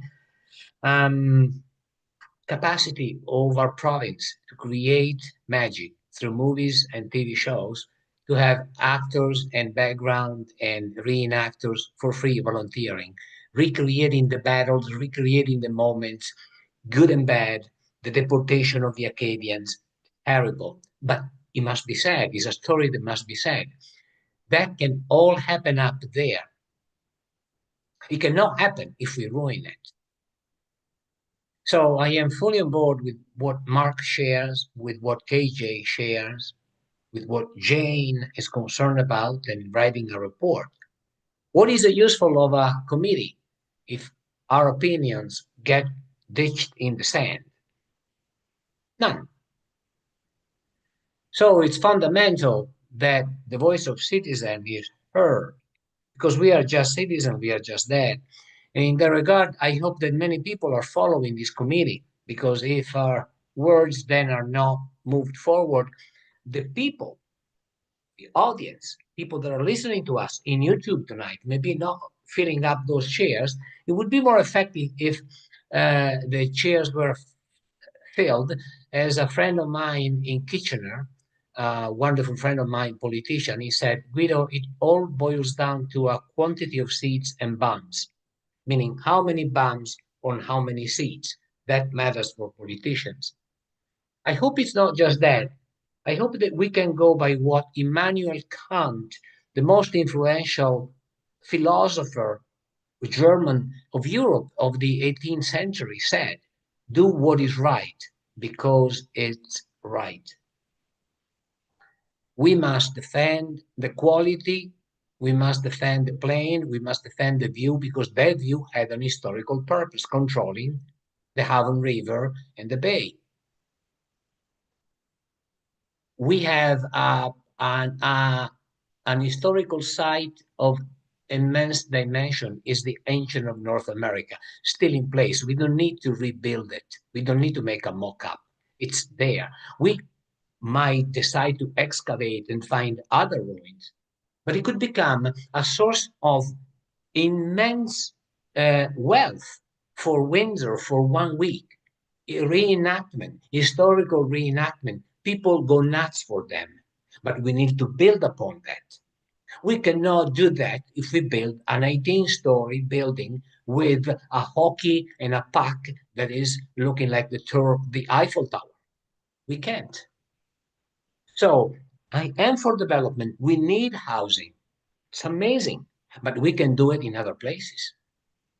We don't need to build skyscrapers around something that is unique, not only in Canada, but in the entire North America, USA and Canada. So I hope that our opinions are not getting ditched, as KJ has mentioned a moment ago. Thank you. Thank you very much. Just a note about like discussions and things that happen in this meeting. I can't really speak for how things work, but I do know that our counselors, for the most part, the ones I speak to, are very well aware of what happens in our meetings. And Jim, maybe you can speak to this more, or Counselor, you as well. I know you're new, but I feel like much of the information that we talk about one way or another does eventually make its way to council. But that does kind of lead me to a question as well, maybe for staff. Like, so our discussion tonight, if it doesn't end with, motions or whatever, like if we spend a decent amount of time talking about this, where does it go after this? Carrie, do you know, like, will this conversation or whatever that we end up having tonight, will it somehow end up in a package for council to at least acknowledge to them that we've had this serious discussion? Yeah, so I mean, ideally there would be a motion on the floor, for us to bring this forward as information. So that would be the best way for council to be informed of this. We otherwise will accept this as information and take it into consideration as we work through our own, as through the plan review process, for example, where we are discussing things like view planes and preservation of historic assets in our community. Thank you. Additional questions or comments? Could you give us a reminder of the timeline for the staff, like the happenings that are taking place with everything in the staff? Yeah, absolutely. So we are still working on draft documents. The plan is to start public engagement again in February or March. That's kind of our goal. So there will be significant amount of consultation with the public. We're planning council workshops, things like that. And then once we have a final draft, we'll bring that through the approval process, which again is kind of targeted towards the end of spring, beginning of summer next year. So that is kind of our ultimate goal with this project so far. Paul, go ahead, please. Great, thanks. I guess I'll play a little good cop, bad cop. Jane, that was great presentation, great report, and I feel kind of sheepish, sort of talking a little bit of bad cop after such a fine report. But I too very much concerned about heritage. I've been much involved in heritage around this town and area for a long time. I actually grew up, my initial development of my mediocre golfing skills were on Fort Edward when it was a golf course. Yes, it's important, very important. My concern is that we do take a lot of consideration in what Parks Canada say. However, it's been many, many, many years since Parks Canada has really invested into the property. They don't pay taxes like our residents pay taxes. And if we're talking about the concerns of our residents, the number one concern is the rate of taxes that we pay in this town, former town. So that is a big concern. I think Councillor Ivey hears it on the doorstep all the time. Our heritage is very important. Keeping our tax rates down, which relates to development. I understand that the developments can happen in other areas, but the development we're talking about has been on the table for a little while now. So if we start sort of, my concern here is that if they've gone forward, they've made their investment, which they have, they've invested a great deal of money into that property and taking down what was a derelict and planning to develop something there.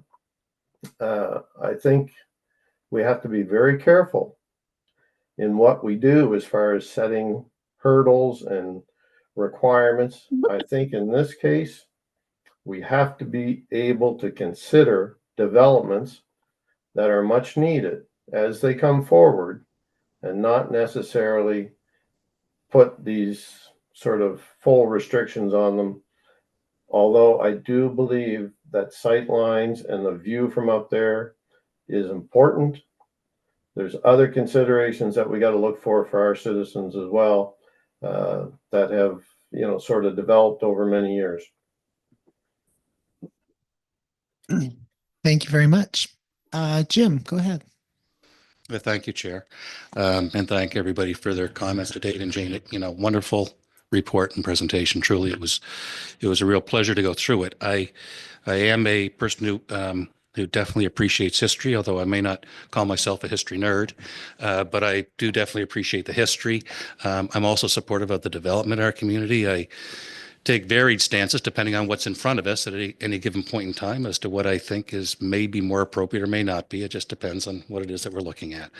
And for sure, we've had a lot of challenges over the years. And I think the other thing I want to thank Jane for is in getting this report on the table so that we can have the conversation about the view planes instead of the view planes being a comment made when we're dealing with development agreements or otherwise. We've kicked that can down the road far enough that it's time for us to have this conversation.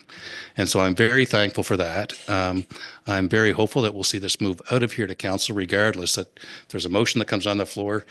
Anything else that comes in here that comes in with a motion, whether it passes or fails, it still goes to council. Because that's the decision-making body, as Jason reiterated for us here this evening.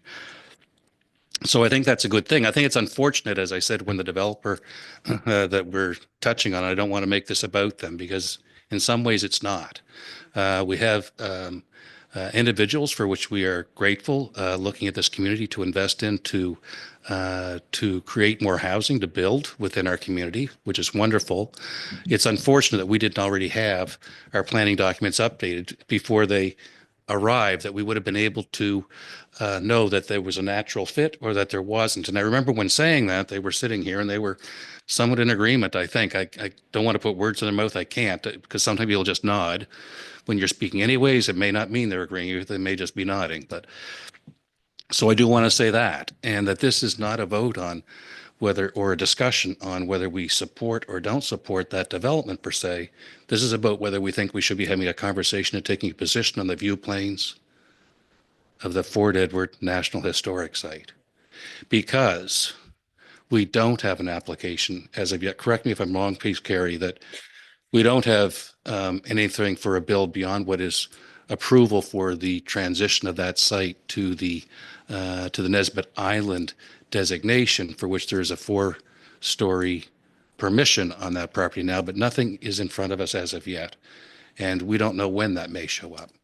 I think that I'll try and make this brief so I don't over talk here, but you know, for so many years, Windsor has been perched for development. We saw a transition out of the high employment of the mill that existed. We've seen in surrounding communities where there's been a reduction in the industrial work that was done in this area and so on, that created challenges for employment. And there's challenges with employment, there's challenges with housing and the like. So we've seen that occur, but what we lost in that time frame was the ability or the opportunity to get ahead of these sorts of things before they're kind of sitting right at our doorstep. Nobody's fault. It's just the circumstance is what the circumstance is.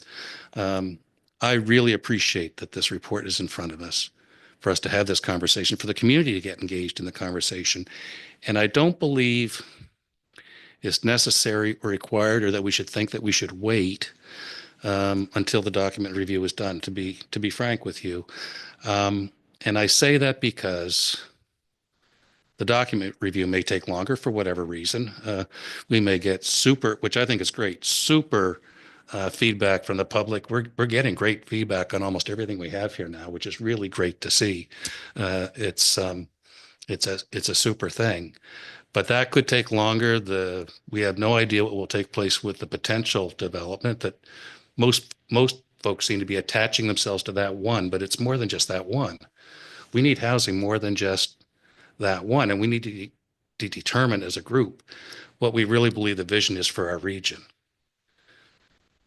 Do we see the vision being a place where we blend, build, and grow with the natural lines that surround us, that have been the reason that people settled here for centuries, and those items that were strategic in being located here? There was the strategy, yes, as it related to the battles and the relocation and the good, the bad, and the ugly that, you know, sits as part of our history. But there's also the ability to take that same strategic strength that we have here by the way we're laid out and turn it into something very magical by how we want to define that development. It doesn't have to be a high rise. We can still accommodate and have the same kind of growth and build with low rise, mid rise, that missing middle that we've been talking about, that Mr. Wong, am I right? Thank you. Presented to us as an ability and a capability here to get that our contribution to housing more people within our community. So I've said far more than I intended to, because I went off script. Jane was reading the highlight notes. I wanted to pull the great words out of there that were in the report, Jane, about a balance, you know, towards development and sustainable growth and tourism and all those things that can happen here. So I really do hope that we do see a motion come forward out of this, and that others may feel the same. Thank you for letting me speak. Sure. We have a couple of lights on and one hand up. I think KJ, you were next, maybe, or Guido. You want to go ahead, Guido? Sure, no problem.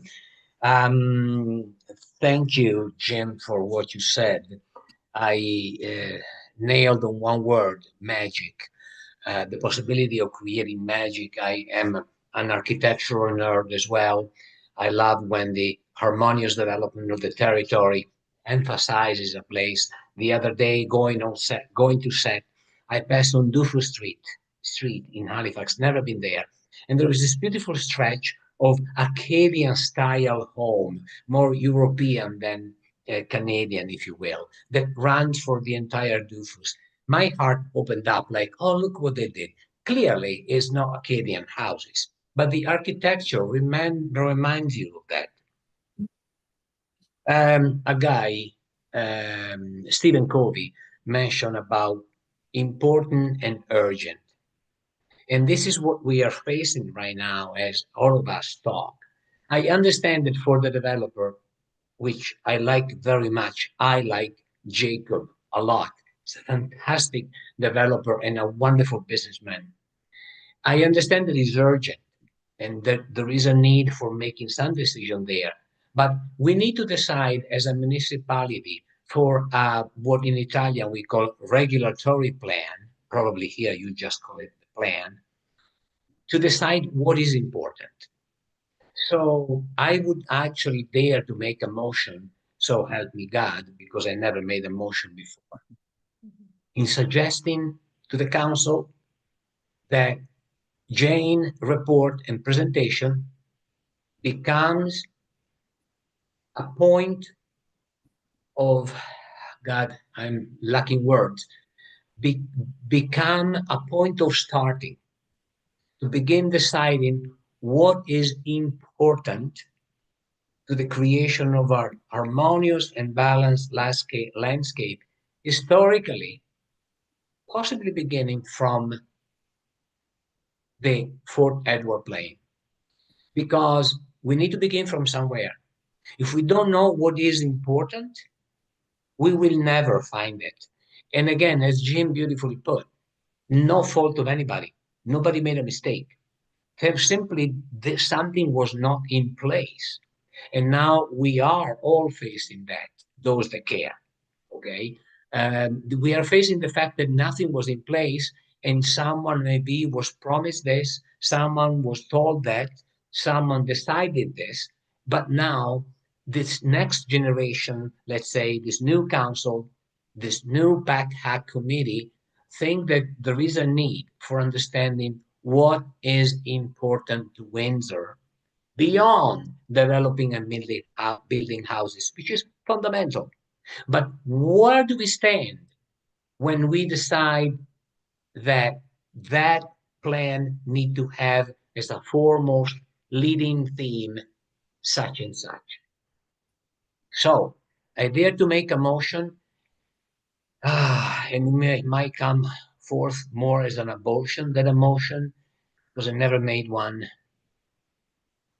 to God, to suggest to council to use the presentation and report of Jane, last name, as a starting point to establish the historical importances in the planning of Windsor. How does it sound, guys? Jim, you made motion in the past. Help me out. It sounds really great. I know people beside me are typing furiously and I was writing. So we're going to just take a second to make sure that we maybe have what you've said. Yeah. And KJ, yeah. Offer. KJ, go ahead. Yeah. Before I put this potential motion on the floor, I kind of want to give like an example of how, and I kind of just little changes here of how you can integrate, development, especially looking at the missing middle side of things and protecting heritage. Shameless plug, I'm from Bermuda, and one of the imperial fortresses that the UK used to have is still in Bermuda. And we as a country made a decision to protect the historic significance of this fortress in a way to like showcase the good, the bad, and the ugly of imperialism and colonization within Bermuda. Beautiful, By beautiful. us making that decision that we are going to protect heritage, we directed investment to integrate itself into whatever the development was. So since this decision has been made, Bermuda has been able to secure international as well as domestic investments to, one, restore a lot of the ruins of the fortress and integrate modern things into a historic space. And it now has opened up this fortress not as like, oh, you're going to go to this fortress to just look at it, but then it has also opened up the island for like looking at preserving like tourism that looks at heritage and stuff like that.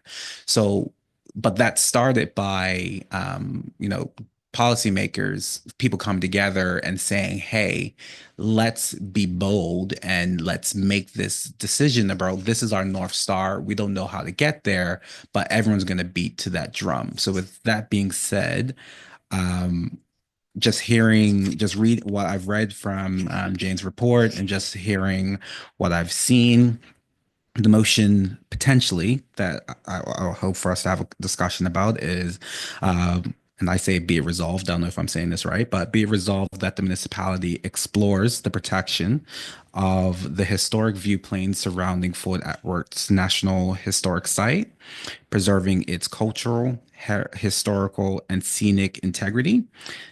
This protection ensures that future development integrates and respects the site's historic value, enhances sustainable tourism, and maintains the connection between community and its rich history. Sorry. It's very lengthy. KJ, I am removing my motion. Your motion is way more complete and speaks exactly at the same point that I was aiming for. Is no mentioning. I don't know if we can do it, but Sorry, what? What I So did? Do you want to go ahead? Go we would ahead. have to have a seconder on his motion, then KJ would make an amendment to be that motion with a seconder. Okay. And then we would, sorry. Okay, so we're going to back up. Actually, so I know someone has typed what Guido has said somewhere, but before we sort of address that, I think we should take a washroom break because it's later than 8. And can we come back to this? We'll come back and continue the discussion after a quick break. So we're going to take a 10-minute break for all those people watching, and then we'll come back and continue.